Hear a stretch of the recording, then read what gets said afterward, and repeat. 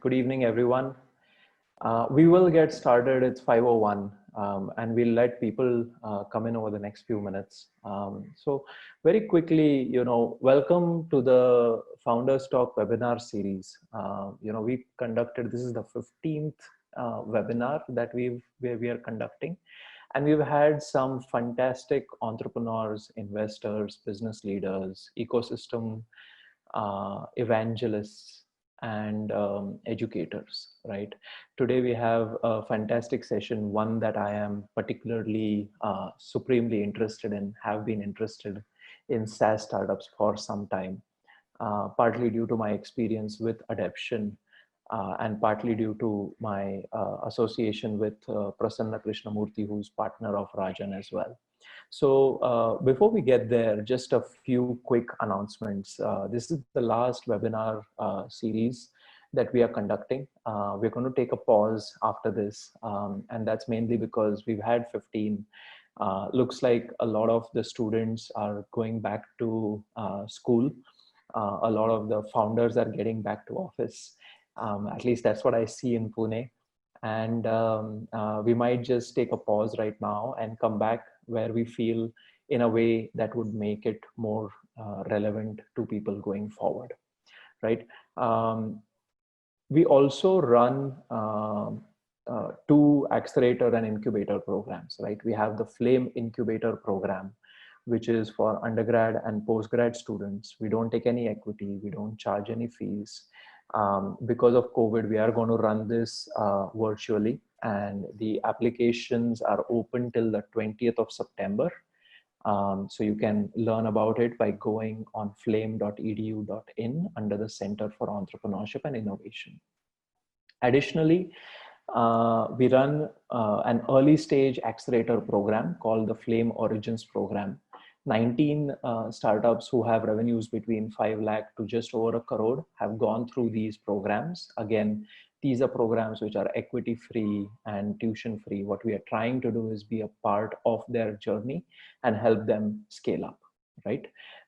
And we don't look at what region they come from, what sector they come from. The only thing that we look for is your commitment to build the venture, and that we can help you through our resources, our advisors, our network, our investor partners, and the others, right? So we'll work with you on one or two things through the program. Lastly, we've also launched a one-year postgraduate program in entrepreneurship and innovation. We've got some fantastic partners, the likes of Babson College in Boston, Wadhwani Foundation, Ideas to Impact, the Indus Entrepreneurs, TIE, and Your Story Campus Fund are some of our partners who have partnered with us to create a program which we believe will help aspiring entrepreneurs to build a sustainable, profitable business as they look to grow over the next few years, right? So coming back to today's session, we have a fantastic speaker. I've known Rajan for a few years, learned along the way from him as well. But today's session is about SaaS, software as a service, right? And the very fact that we are on Zoom right now, it kind of gives an idea of how SaaS has positively impacted the world. SaaS has been growing around the world. In US, it seems to be at a mature stage. In India, there were doubts before COVID on how will SaaS catch up to enterprise B2B businesses, tech businesses. But if one thing that has become clear through COVID is working remotely, coming online, ed tech, health tech, and the subscription as a model as well, right? So today's session is who I believe are the best group of people in the world to help early stage startups succeed and grow and scale in a profitable manner. I think that word profitable and sustainable is very, very crucial, because it's great to take investment. What's even greater is to build a large business without taking anyone's money. That's even better, right? A lot of our SMEs come from that background, where there was just no venture capital industry. So you had to take money from friends, family, banks, and then grow your business and reach a decent scale, right? Venture capital is great for certain types of businesses. For many, it is not the right tool. And Rajan will share his thoughts. So who is Rajan, right? He's an entrepreneur, a product leader, an M&A strategist. He is a SaaS expert who has worked closely with more than 100 SaaS founders across the world. He was the product manager, head of product, and also innovation leader at Intuit, with an expertise in putting together high performance teams to build world class products that win in existing markets and attacking new markets. At Upekka, which is a B2B SaaS accelerator program out of Bangalore, he helps founders craft the value SaaS businesses that are capital efficient and generate strategic growth through M&A. He recently authored the book Value SaaS Base Camp Guide. I read that. I've given my feedback on Twitter. This is a book that you must read, which was rated #1 by Amazon India in the business book category last year. He was also the founding board member of Startup Bridge India, that is a startup think tank to increase cross-border M&A between India and rest of the world. Rajan is an alumnus of IIIT Hyderabad and has a bachelor's degree in computer science. He is tremendously passionate about working with founders who are building great products and roots for those building global brands from India. So over to you, Rajan. Thanks a lot for joining us today. We have about 25 odd people, many of them who are founders, entrepreneurs, trying to build products or businesses in India to the world. Would love to hear you today. Thanks again. So Darshan, thanks for that wonderful and glowing introduction. Always a pleasure to connect with you. And I'm very excited about today's session. You talked about Zoom, right? You talked about Zoom as a great company. I saw this on Twitter yesterday. Somebody said that if you had invested in Apple when it initially started, now it has gotten a market cap which is bigger than many nations. It is like 2 trillion. Like if you had invested in it, that was one decision that was good enough. And somebody started comparing that with Zoom. They said, while Zoom doesn't have the moat, or these were the debates that were happening, people said that today, or like last year, if you had forget Apple, if last year you had invested in Zoom, for every dollar that you had invested, you would get 92 cents more, right? That's how crazily they have grown. And there's something about the software businesses in terms of the margins and the wealth that they create. And then something that has happened in the software business where they moved from an enterprise or a CD based business to a delivery on the cloud, or SaaS as we like to call it, right? Or renting out software, we like to call it. So by the end of this session, right, if I was able to infect at least one of you to change your startup idea to a SaaS idea, or start a SaaS startup, I would consider this session a win. And in that, there are many paths to take. There is a venture path, there is a non-venture path as well. Like I used to maintain, and I still do, that, it is not that venture path is a bad path. It is more a question of you need to get the right capital at the right point in time. Like VC versus bootstrapping is a false dichotomy. It is the right thing at the right point in time. And that is what we call as the value SaaS way. And I will kind of talk about that in the next 30 odd minutes. So as I get started, first, what I want to do is I want to pause and tell a story first. And I've worked with a lot of founders, hundreds of founders that you mentioned. Out of the hundreds of founders that I have seen, there are 3 types of founders that I've met. Right? So the first one is what I call as a surfer. Now, surfer is someone who's always looking for the next big trend to ride. Right? He's looking at what is the new thing that is coming in the market. Maybe it is machine learning. Maybe it is edtech right now. Maybe it is something on the anvil, right?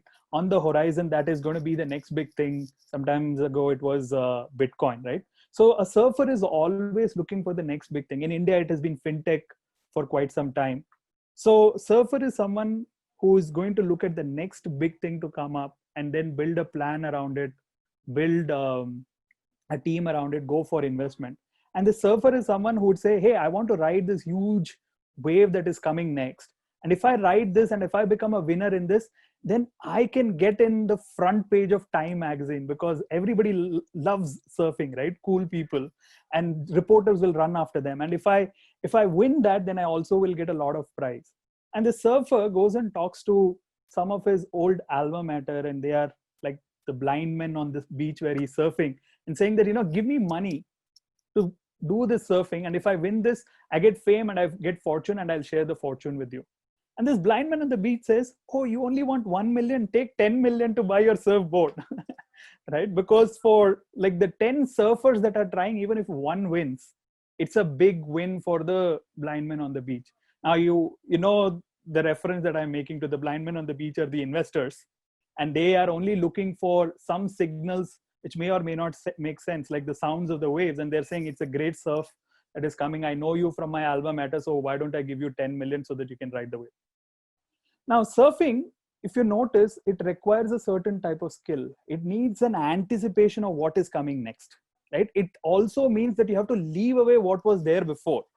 That means you have to be unfaithful to what you were thinking or had come up with this idea yesterday, and be interested in an idea that you're coming up with today and tomorrow, right? So which means you have to jump from one tide to another, and that's when you will be able to do a very good kind of surfing. Now surfers, like I said, they get instant gratification, fame, and fortune. Now there are another type of founders that I've met in India, and they are not the surfers. These are what I call as the voyagers. Now every startup, if you really think about it, it's actually a journey to a treasure hunt. It's a journey to something that you are after, right? You are trying to say, hey, this is the next big thing that I'm going to conquer. I'm going to become a leader in this particular space. I was not that, so I'm going to go there. And there are many founders who work in existing companies like Flipkart or maybe Google and Yahoo. They come out of that treasure hunt journey, and then they say, hey, I am going to do a journey of my own. And then they go back to the same blind man on the beach saying, look, I have the business model. I have the map of the treasure island, right? It is in my head. I knew it. I went through it. Now, the previous captain found his own. I'm going to go find my own treasure island. So fund my voyage so I can go there. I will get the treasure and share the spoils with you, right? And then if the experience is credible enough, then the blind man on the beach says, oh, this guy is from Google. He found that Google treasure. Now, why don't I fund him next? And sometimes what happens is they go after a different treasure island, or it may be the same treasure island that they go after, right? In the case of a voyager, what happens is, after the stories of surfers are gone away, then the journalists run after the stories of voyagers, right? So this is, again, if you look at both of them, there is a lot of uncertainty that is involved. In the first case, it is about leaving association or leaving loyalty to an old idea and going to a new idea. But in this case, weathering a lot of storm and reaching, again, even if you have done it once, you have to again go through, make sure that you are not dead and you're reaching the treasure island. So let me give you some examples of who a surfer and a voyager is. So in India, a surfer that I've seen in the last 10 years is I could call as Kunal Bahl, right? So they were in the Get It business, then they become a group buying business, and then they became an e-commerce. The surf went all the way up to about $8.5 billion, and then it crashed to even not being willing to be bought at $800 million in the last 10 years, right? So when you do the surfing, you have to make sure that you ride the surf, but you don't get caught naked. Right? On the other hand, let me give you an example of a voyager. So the first I would give you an example is someone from Pune. So one of the favorite companies, SaaS companies from India for the rest of the world, which is not as well known as the rest of the SaaS companies, is Dhruva. Right? So the founders of Dhruva were earlier at Veritas. They all knew how to build disaster recovery software. They came out, and then they built another $100 million business. In 9 to 10 years, they built $100 million of revenue business from India to the rest of the world. Another example is Girish Mathrubootham. He knew how to build all the CRM and the SaaS applications in Zoho. He came out, he got venture funding and built Freshworks. Now this is surfer. Then there is voyager. There is a third type of founder. The third type of founder. Sorry, Rajan. Could you move the image slightly to your right? Yeah. This way? No. Yeah, that'll be perfect. Okay. Thank you. So the third type of founder is what I call as a fisherman. Fisherman is someone who says that I will go to a certain corner in the sea, I will stand there and I will wait and do my fishing. I know that there are few fishes that will come and that may be enough to feed myself, but I love the life, I love the independence, and that's what I'm going to do. And I'm going to do for how long, forever it takes, right? And one of the great examples again from Pune is a company like Wigify. But the thing for a fisherman is the skills that are needed is more patience, more persistence. There is no instant gratification that is going to happen, right? It is today that a Wingify is recognized. When he started out in 2009, he was a nobody. However, in case of doing a surfing, there is instant gratification, right? So after the surfer stories are over, after the Voyager stories are over, then the journalists come to talking to about a fisherman, but then they won't do it at the year one. Once this fisherman has become a huge fishing magnate after 8 year, 9 year, 10 year, where the small operation is able to scale it to into much larger, then they give him the reward. Then they put him onto the Time magazine. Right? So I tell this story to a lot of founders to say, hey, like there is surfer, there is Voyager, there is fisherman. If you have some business, if you have some experience, then maybe you should build a product or an offering in areas where you already have some expertise. And I say that there are people who get attracted by doing surfing, or there are people who also follow the path of, hey, I want to just create an independent, comfortable life for myself. It is not that one is better or worse than other. It is that the skills that are needed are different. In the surfing, you need great storytelling ability to convince an investor, and you also need to be part of clubs where you are able to get access to these people and then get a lot of funding. But that doesn't preclude you from eventually building the business, because if in 5 years, 10 years you don't build the business, then you kind of lose the value or the momentum that you have created, right? It's like a Vinod Kambli, right? Great potential, but actually did not deliver or become the Sachin Tendulkar. On the other hand, if you are a fisherman, what happens is that you have to have the skill of having patience and persistence, because there is a delayed gratification that happens, right? You become great only after 8 years or 10 years and you don't get the fame. And sometimes, like when we have these paths mixed up, that's where a lot of frustration happens. A person who's chosen a path of being a fisherman, they're like, I don't understand why is surfers getting all the fame and the attention, right? And over a period of time, then the heroes that were celebrated, they are not the heroes. It is those people who are not even paid attention to, they actually become the hero. It's the game that you want to decide whether you want to be a surfer or you want to be a fisherman. Is a choice that you need to make. And in both cases, or in all the three cases, there have been great success stories that are there. It's just that you have to pick the right skill for the right game. Now I tell the story, and with the story I say that the story is not ended, picture abhi baki hai. Right? So the problem that happens is not in choosing like which one are you, right? Where you make the wrong fit, right? And that wrong fit is what I call as someone who's trying to surf inside a pond. Now many founders that I meet, they build machine learning startups, right? And machine learning startups in like one remote location. If you're a machine learning startup, that is not the wave that is happening in India. If you're a machine learning startup, in 3 years you will get acquired in Valley. If you build a machine learning startup in India, it is like trying to surf inside a pond. Now a surfing will only happen inside a pond when there is a unerupted volcano underneath this, which your astrologer has told you will erupt when the time you are going to do the surfing there. Otherwise the odds of that happening is so low that you have a wrong place. So I often tell founders, what you are doing is less important than where you are doing it, right? And this is a big lesson that I have learned in the last couple of years of my entrepreneurial journey. And therefore it is important to pick your game player fit. If you are in India, then do something where from being in India and like building for either the India market or the global market allows you a certain advantage. So that is something that happened for the last 10 years.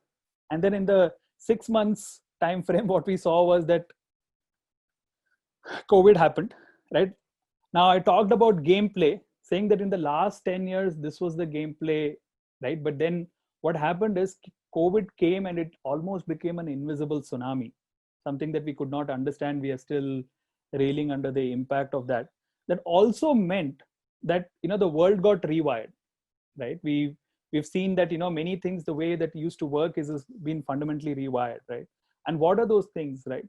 To me, it almost feels like the gameplay, the board in which the world operates, that has been shaken, right? So if you had a great advantageous position pre-COVID, suddenly you're not in that great advantageous position. And if you did not have one, then suddenly you are having that. So that led me to almost call this period as there is a before Corona, right? Where there are certain rules of the game, and then there is an after Corona in terms of the rules of the game. So keeping all of this in mind, right, what has been happening is that world over, investors also have agreed that if you do blitzscaling, if you do growth at any cost, if you do growth blindly, it is the surest and the fastest way to do blitz failing, right? There is no more an allowance of saying that you are going to grow 3x year on year, and it doesn't matter what is the cost of growing that, right? And this is like a great blog post that many of should go and read offline by David Sachs, who's the founder of Yammer. He says blitzscaling is not the way to go because it hurts the founder, it hurts the business. And we've seen examples of that, right? Whether it is a Oyo or a WeWork, right? People try to grow here in growth at any cost. It's just that the surfers were doing the surfing, but they were caught naked and they were caught unawares. And a lot of capital, a lot of wealth, a lot of dreams and ambition got destroyed. However, one thing that has not changed in the entire world post COVID is that SaaS is still dominant. You may have heard the Mark Anderson saying software is eating the world. But the last 10 years has shown that SaaS is eating software. What I mean by that is that the growth rate of SaaS within software has been much faster than the entire software growth rate itself. Out of the $650 billion of market that is there, 10 years ago, less than 5% was SaaS. Today, more than 25% is SaaS. In another 10 years, 90% of all the software market will become SaaS.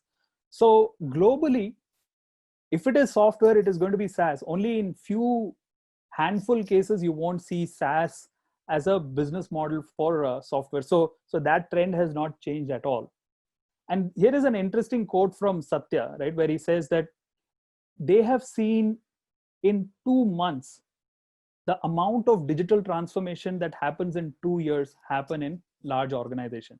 And that is reflected by either the Zoom or the growth of Microsoft Teams, because offerings like Microsoft Teams and Zoom have grown by 18x, 22x, and a lot of people have accelerated their digital journey. And we all feel that very viscerally because most of us do all our work only through remote. There is no need for us to go to an office. And now people are thinking about like perma remote office and things like that, right? So this is what has been from an overall perspective. Now I'll come to what is value SaaS. Right? That is the topic of discussion today. So value SaaS means it is not vanity SaaS. Now, what is vanity SaaS? Vanity SaaS is blitzscaling. Vanity SaaS is raising $6 million to get to about a $1 million of revenue. Now, however, if you are building a startup, at some point in time, you have to solve this basic business equation. You put in $1, more than $1 has to come out. Now, people are not going to ask you this question in 6 months of starting the business. They will ask you the question certainly in 2 years, 3 years, maybe 5 years, at least in 9 years. In 9 years, if you're not able to solve this basic business equation, then your startup is not a business. Your startup is a hobby. It just turns out it is an expensive hobby. So when and how do you solve that is a very, very important question. Don't solve it on day 0, but please solve it on day 3 or year 3 at least, right? So what is value SaaS? Value SaaS, therefore, is uncompromising solving your basic unit economics of more than $1 with less than $1 of investment, then only stepping on the pedal of growth. That is the fundamental thing about value SaaS. Now, if we were to put some numbers, It means no massive fundraise before you have established this basic business equation, right? Of getting more than $1 out of the business. I'll sort of put this in another number. It is getting to your first million in annual recurring revenue with less than $200,000 of any external capital that is needed. Now, from just as a business perspective, this is the definition that you're spending way less than what you're generating, and you use the skill to be able use your skill to be able to get to the state of business. Now, there's one more thing that we within Upeka we add is that you should be able to do all of this by burning less than 10% of your equity. Usually, people solve the business equation by getting to about 50 million. At 50 million level, they'll solve this equation. But then what ends up happening is they have given away more than 70% of the company. So value SaaS is getting more than $1 million in ARR, having less than 200K of any investment, and having founders diluted less than 10% of their equity. Now, in our experience of Upeka itself, before Upeka was started, Prasanna, my co-founder, and I used to think that this is possible. But within our Upeka experience, we have 2 out of our first 10 cohort fit in this exact definition. 4 out of our 10 have got to the million. They've solved the capital efficiency, not the equity efficiency fully, but 2 out of the 10 have actually solved the equity efficiency as well. And that is where, when you do it, you are fully in control of your business as a founder, right? So why do you have to do this, right? So that as a founder, you are in control of your journey, right? You are not a person whose fate is controlled by somebody else. If you don't control your fate, then somebody else will control your fate, so that you can be the chess player, not the chess piece. Now, when we talked about venture funding or not venture funding, you do want to take capital. There is role of capital, but when you take capital, don't give away your control. Don't become a chess piece. That is what we advocate against, or the way of the value SaaS advocates against.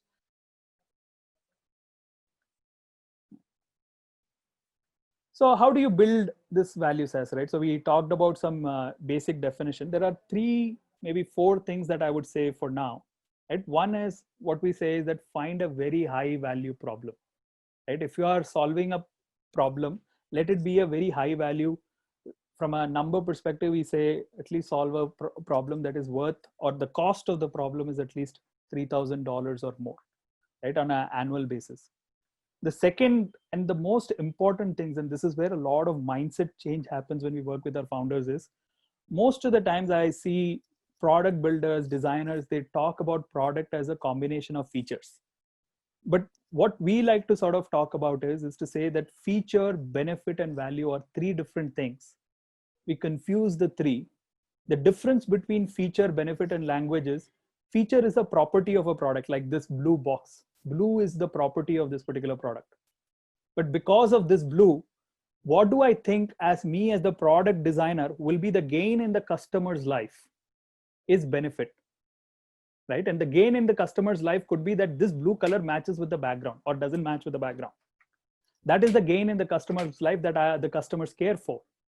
Then value is something where it is the same set of keywords, but it is in the head of the customer. So the difference between feature, benefit, and value is where it resides. Feature reside in the product, benefit reside in the customer's head, and benefit resides in the designer's head, product builder's head, and then value resides in the customer's head. And when you make this distinction, then you start looking at product in a very fundamentally different way.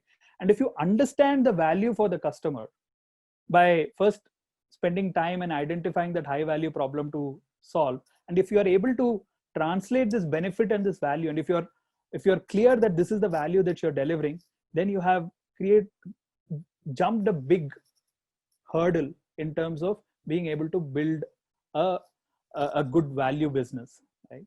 Now, after you have identified this, then the next most important thing, if I were to distill of all the startups that I have seen that do really well in terms of how they grow, is the element of pricing.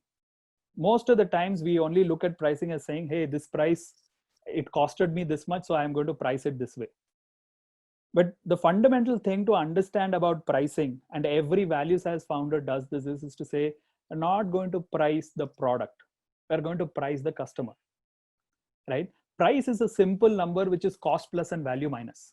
So if you think about a straight line and you say that, to build this product, to create this water bottle, and it cost me 1 rupee, that may be the cost from 0 to 1.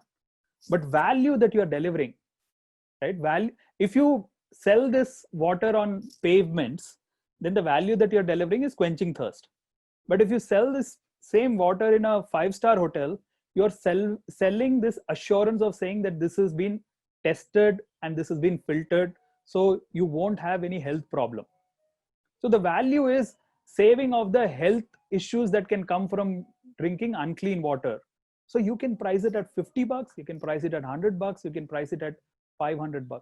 And this will only work with people who are walking into the 5-star. So how is it that, the same piece of water, the same unit of water, right, can be sold at 50 paisa, 1 rupee, 2 rupee versus sold for $20, $50 and $500? Depends on who you are selling this to, who you are pricing this to. So if you understand the value that we talked about in the previous slide, then you have to just know the cost, and then you have to pick a random number between cost and value. And you do this exercise for different customers or segments of customers. And that's how you are able to increase the growth of the business. So one of the things that I often talk about in SaaS is, many people say that in startups, sales fixes all your problem. But in SaaS, pricing fixes all your problem. You get your pricing right, your growth will be phenomenal. And to fix your pricing, you need to fix your positioning. But to fix your positioning, you have to have a high understanding of your high value problem. So it starts with a high value problem, but the growth lever comes in making sure that you have fixed your pricing really well. And then finally, right, from a global, building it from a global audience perspective, build a brand that can win global audience. Brand can be very, very simple. Brand could be as simple as saying that, building a great story that people are able to connect with. Right? There are several great case studies that we have seen, including the famous Freshworks campaign against Salesforce, and how they said, it's not Salesforce, it is Salesforce. The blimp campaign that they were able to do that got them the global attention. So building a great brand is, again, something that will set you apart. So while doing all of this, usual startup focus is to optimize for valuation. Instead of that, if you optimize for revenue in its ability to sort of become a flywheel, that is how you want to orient this, right? So a SaaS business will start with, I need to attract customers, which is marketing. And then I need to take them through a process of talking to them, goes from prospect to interested to becoming a customer. You have to deliver value to them on a daily basis. Then you have to make sure that you're delivering more value to them. And that is how you use the pricing lever. They become an expansion set for you as a customer, and they are happy and they bring more customers, right? So you build this entire flywheel of revenue, existing customers giving you more revenue, and existing customers giving you more customers. And when you build this and you say, hey, on a month-on-month basis, I'm making sure that I'm increasing my monthly revenue, monthly recurring revenue, or an annual basis, I'm recurring my annual recurring revenue, and I'm doubling it while keeping the cost of getting to that really, really constant. So to kind of summarize, right, value SaaS. So you must build value SaaS because it is a gameplay to make. It is the way of value SaaS is something that will allow you as the founder, the player, in control of your fate. And that is why you want to choose this path, right? Salesforce is a value SaaS. Zoho is a value SaaS. There are many, Viva CRM is a value SaaS, because all of them had extremely high amount of capital efficiency, high amount of equity efficiency for the founder. Right? Controlling of your fate as a founder is why you want to pick value SaaS as a gameplay. The second is because of the macro trends that are happening, including COVID, right? SaaS is going to be there for a very long period of time, at least another 20 years. And it turns out that when we are based in India and we are able to sell many of these things remotely, it is a huge advantage for Indian founders in a global arena. So just from the like pond versus surfing metaphor that I talked about, for every Indian founder, building a SaaS is something that gives him an advantage. So that is another reason why you want to pick a SaaS business. And when you think about how do you build this value SaaS business, there are three things: high value problem, make sure that your pricing is aligned with your value, and you're focusing on building a great brand at a global level. So with that, I will conclude the summary of like the session that I want to talk about, and then see if there are any questions. Thanks a lot, Rajan. Audience members, you will have a Q&A button at the bottom. Feel free to ask any and all questions that you may have. I'll begin with one question that I have, Rajan. India has a benefit of building for the world, right? We have the tech talent. But from, understanding the problem clearly, if we are building for the world, and second, what kind of founding team should be in place when you're thinking of building for the world, right? So how do you understand a high value problem? And then how do you assemble a team in order to tackle that problem? Maybe some thoughts on that. Yeah. So on the high value problem, right? So I've often got this question saying, hey, I'm from India and I've never traveled to US, right? So how do you anticipate for me to even understand or do something, right? And this is where I say that a lot of the experience that you build up in the past comes in very, very handy. I will give you an example. I'll give you 2-3 examples within Upeka cohort. Please stop sharing your screen. We can't sure. see you. Yeah, thanks.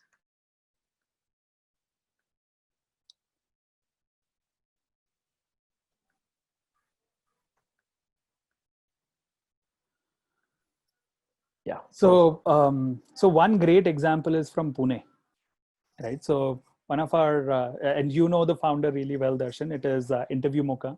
So the Interview Mocha founders were IT services. They used to run an IT services business, and most of the common wisdom across the ecosystem is services founders can't build a product business.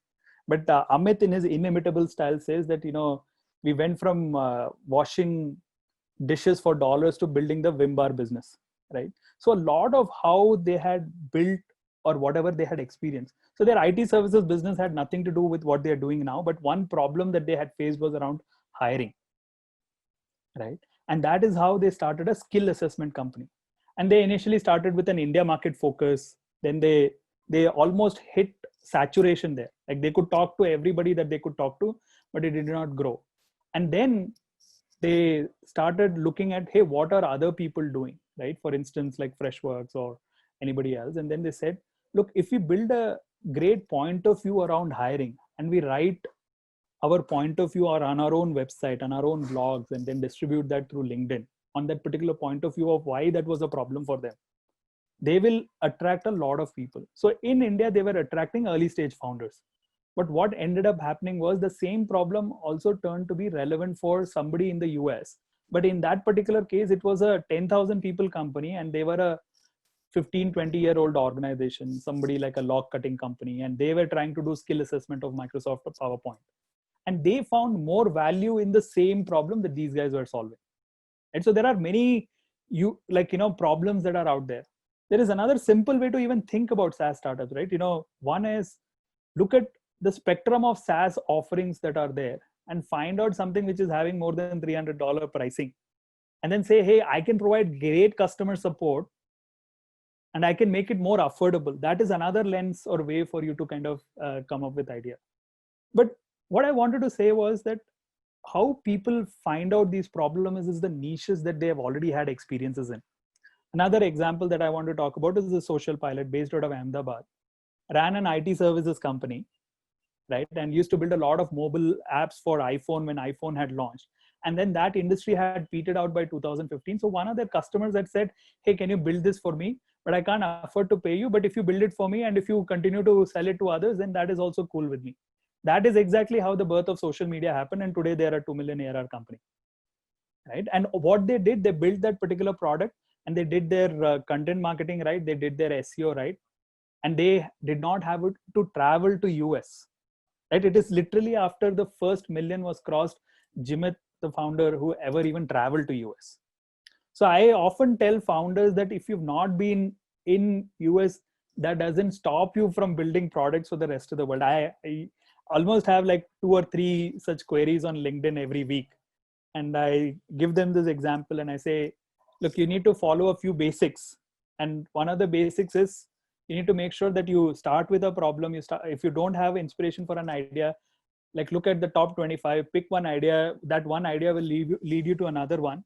The thing that you have to always keep in mind is that the person that I'm talking to, the person that I'm attracting, for him it is a high value or not.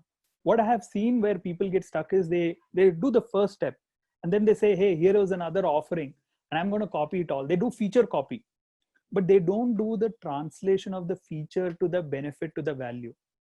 The unlocking really happens in the idea metrics that Balaji Srinivasan talks about, right? It's not the starting idea, but in this, like, iteration that you have done to get to understand that value, understand that unique customer. And today, and thanks to COVID, nobody is going to meet face to face anymore, right? So everybody has to figure this out remotely. At least pre-COVID, there was this question that used to come up saying, hey, I need to meet the customer directly face to face, then only I will understand the problem.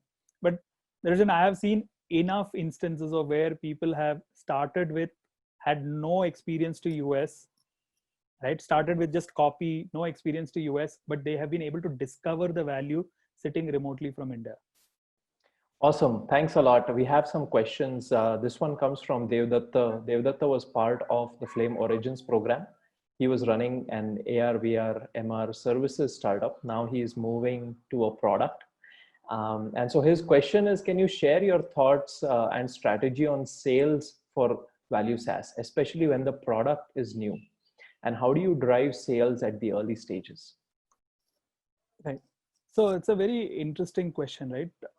So what SaaS has done is it has made product, sales, and marketing sit on a table and said that we have to renegotiate our roles in this.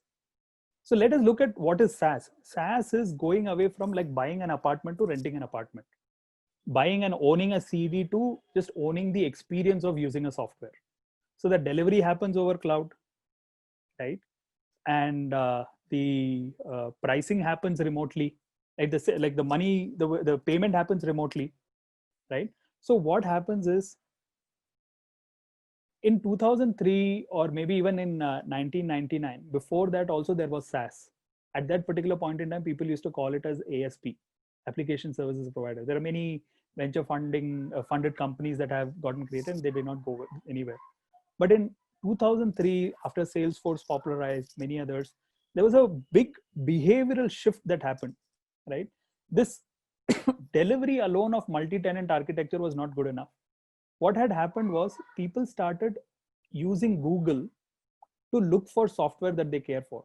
So the shift of moving from CD to experiencing the product is almost like how you sell a Eureka Forbes water filter to trying out your Levi's jeans, right? In case of if you're selling a Eureka Forbes, you will hire a sales force and assign territories and ask people to carry brochure, tell them, have you seen the ad? Do you have health problem? If you filter your water like this, then your health problem will go away. If you buy it today, I'll give you 15% discount. Instead of that, that's not how you make a purchase of a Levi's jeans. There is still a brand, an aspirational brand, but they are asked to come to that particular storeroom. And in that storeroom, you say, you try it. There the sales guy says, sir, instead of blue, black will look great on you. So what has happened is SaaS has first shifted this paradigm from selling to assisted buying.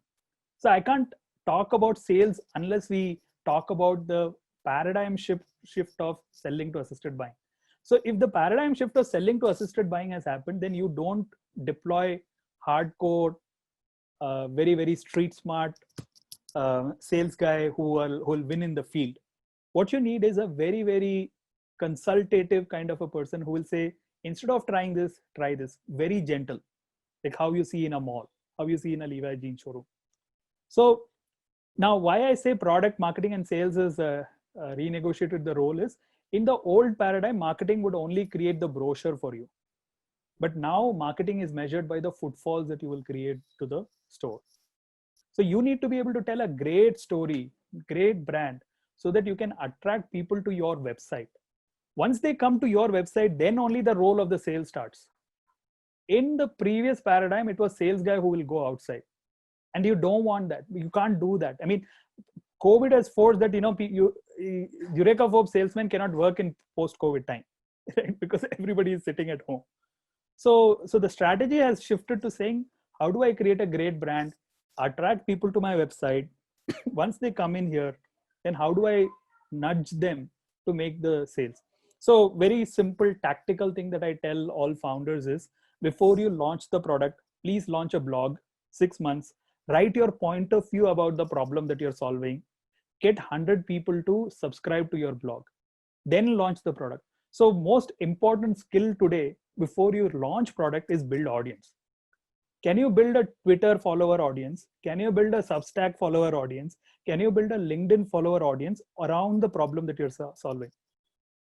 First, do that in the first 6-9 months. And then when you launch the product, you will have some people who are already interested. And that would be your marketing that you would have done. And then you say, hey, do you care about this problem versus this problem? Will you get more value with this versus that? And then there, the role of sales is very, very simple. Now, let me give you another sentence, right? If marketing is done well, a waiting line is sales pipeline, right? And imagine Apple, the day they launch iPhone, people are standing outside in the queue, right, to get it, right? Because they have done the marketing that very well. Now, if the product has not done a good job of infusing that emotion, then it is the sales guy who has to put it on the street and gather together, right? So SaaS has redefined product marketing and sales in terms of the emotion that they bring onto the table. In SaaS, predominantly, it is going to be marketing that is going to do the heavy lifting. Sales is going to take the lead from the marketing and then do closure. But it is as different from a sales guy on Eureka Forbes versus the assistant helping you with the Levi's jeans. Excellent. Guys, you can ask your questions in the Q&A box. Here's one from Bala Subramaniam. Integrated talent management seems to be the solution in the current crisis. Identifying the right talents and then growing them up in your company.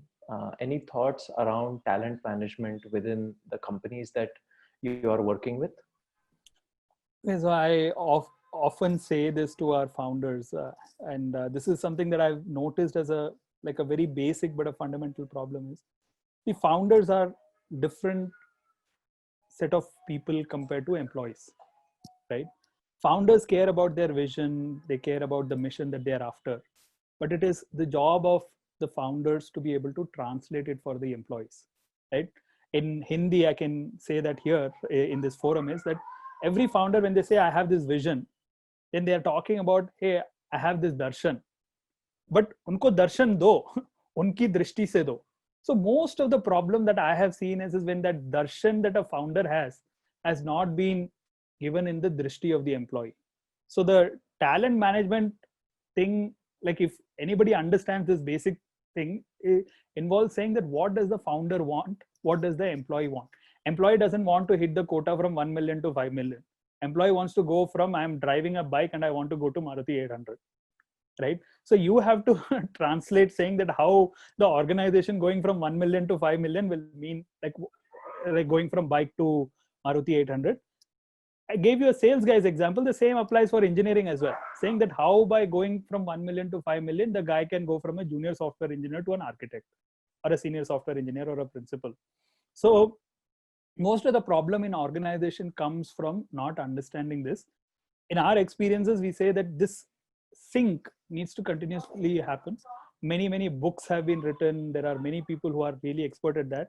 A very simple tactical suggestion that I give to every founder, including every manager that I used to work at Intuit, is please make sure that you schedule a regular one-on-one with your employees, with your peers as well. Because if you are able to help translate what they want, then a lot of these problems will go away. It's interesting you say this because I've just spent the whole day having one-on-ones with the team at Adeption.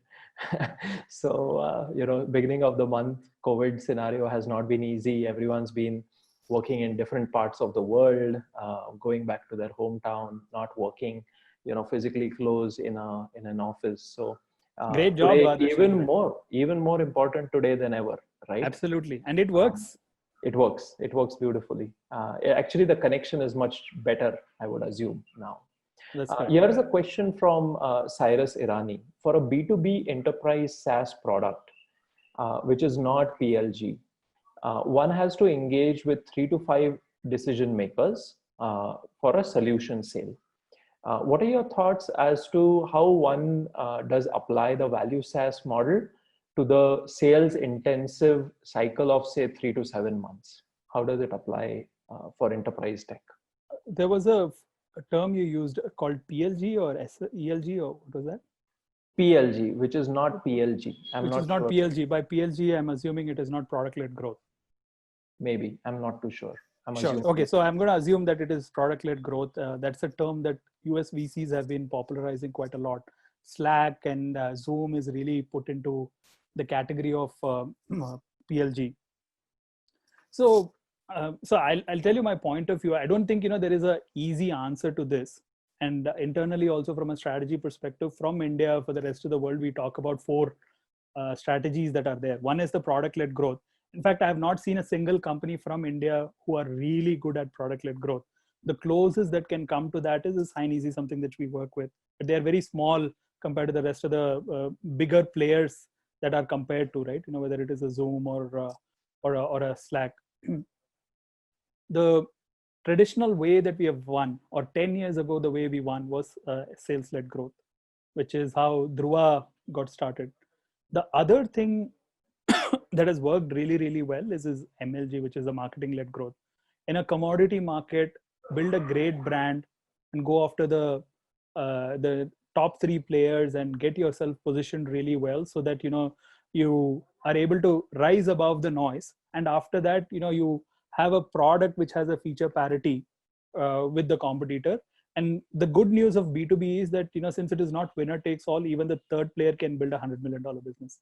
So marketing-led game, Freshworks is Zoho championed it. Freshworks is really, really championed it. The other game that I have found the most exciting is what I call as a ELG. And I don't even think that anybody has written blog posts. Maybe we should write few. It's called as the expansion-led growth. Now, sales-led growth, what it means is that you need to build a very strong sales team. Now, if you look at somebody like Dhruva has more than 200 people in sales in the US, and they have an equal number of people in their engineering team here in Pune. That's going to require a lot of capital. And 10 years ago, it was thought that that's only how you can build an enterprise software company. Now, in expansion-led growth, you get in a newer category, right? You get in really easily into a larger organization with a small problem that you solve, which is more like a wedge. And if you're in a well-defined category, it is going to be hard. Because in a well-defined category like disaster recovery or CRM, there the purchases are always going to happen through a RFP process, right? And there it'll be very, very hard. And a lot of the sales life cycle comes because of you having to go through the RFP process. But let's say that you are building something new, how Gong has built it, or like Closer Home, how Whatfix has built a product around saying, hey, how do I increase the usage of your enterprise application? There you land in quickly with a smaller price point of $5,000 or $10,000. In fact, this is expansion-led growth. This is what InterviewMocha also is seeing that it is working for them. Land in with a small wedge. And from there, you are able to expand to other BUs within the organization. You are expand to other jobs to be done that you are able to solve for your existing customer. So very quickly, what happens is this $10,000 becomes 50,000. It becomes 300,000. And in case of Whatfix, we've seen that it also becomes more than $2 million. So Whatfix has 4 out of their 10 Fortune 10 4 out of Fortune 10 are Whatfix customers. And this did not happen through a sales-led or a product-led growth. It happened because they were able to solve a small problem for one unit. And from there, they were able to expand to larger organization. So if you're in India, right, you will have to have at least $50 million or $80 million to do a SLG, right? And product-led growth, if you take that strategy, then you have to have that kind of consumer-led design skills, like how Yammer or Slack or Zoom has kind of built, which also means that you'll have to raise a lot of money and get global talent from a design perspective. But what's really working well is to bypass this RFP process, right? And start with a wedge and then kind of expand. And more company from India, I'm seeing they're finding that to be of advantage. I mean, another company that I can talk about is Shield Square. Their first big US customer came through a Google search, because the CTO of Reuters was searching for how do I stop bot traffic. For that, he said, Google will give me answer. My RFP team can't help me with that. And they discovered a white paper, and that led to a conversation led to, oh great, there are no well-defined categories here, looks like you guys can solve. It's only $5,000. I swipe my company card. That's how the relationship started. So I don't have a good answer for, hey, how to help with SLG, but I'm saying that, hey, consider ELG. ELG is hard. Excellent. So I have one more example on that, which is a SaaS startup based out of the US, focused on the auto dealers. And I'm seeing a lot of expansion type growth, led growth used by them, where the average revenue per customer is increasing multifold, right? So it's in multiple numbers rather than an incremental number. We are coming at the end of it. I know you have one last thing that you want to share as well. So I'm just going to let you or ask you to sure. Share what you want to share. Yes. So what I wanted to do was so these are more links for reading in case you want to know more about Value SaaS Guide. So here is the link to the Kindle on Amazon, and there is a free PDF as well. You can type it in the chat window. What I wanted to do is to ask everybody a question, saying if there was one takeaway from this session that you will apply next week in your business, in your endeavors, what would that be? And to answer this, you'll have to go to menti.com, menti.com, and put in this code 1186561. Right? This is the code number. And let's see what you guys come up with.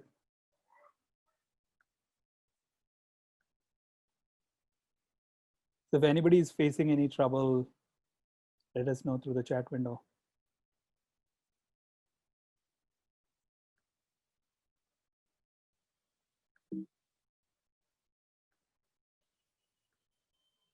Okay, I've submitted mine as well.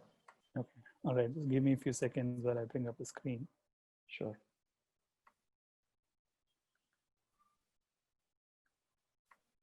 Okay, identify big value problem. That's a good one.